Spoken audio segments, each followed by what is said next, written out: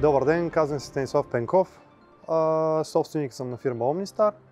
Занимаваме се с така наречените умни домове, електроизграждане и иновативни решения за зелена енергия. Системите на Dahua много често ги използваме като към наш проект. Много често включваме видеодомофони, видеонаблюдение и наблюдения, които са индустриални, да кажем производства, цехове, помещения и така нататък. Един ден съвсем случайно, докато си скролвах, търсих някои фирмуери за обновяване на дадените MVR и съвсем случайно попаднах на приложението и установих, че ни дава много голям достъп и лично с мен това, което най-много ме радва е, че си спестявам времето да ходя за съответния клиент и мога да си го направя от вкъщи, без да е необходимо да ходя на място.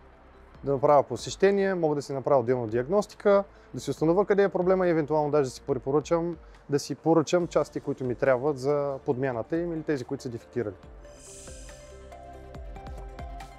За мен главното е, че мога да си ресетна отделно системата, мога също всяка една камера отделно да си ресетна, не само да си ресетнеш или да си ребутнеш примерно DVR-а и това ти дава много големи преимущества, но най-важното ми е времето. То ми е най-скъпо като цяло и това, че ми дава предимство да не се разкарвам, не си губя аз времето по пътищата е най-важното за мен.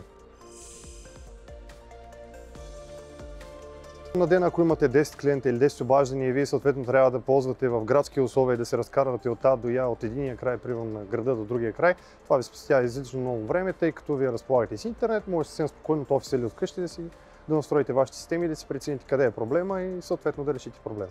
Най-важното за един предприемач, както и за клиента днес, да се пестят разходи и съответно също да се пести и време в трафик и така нататък.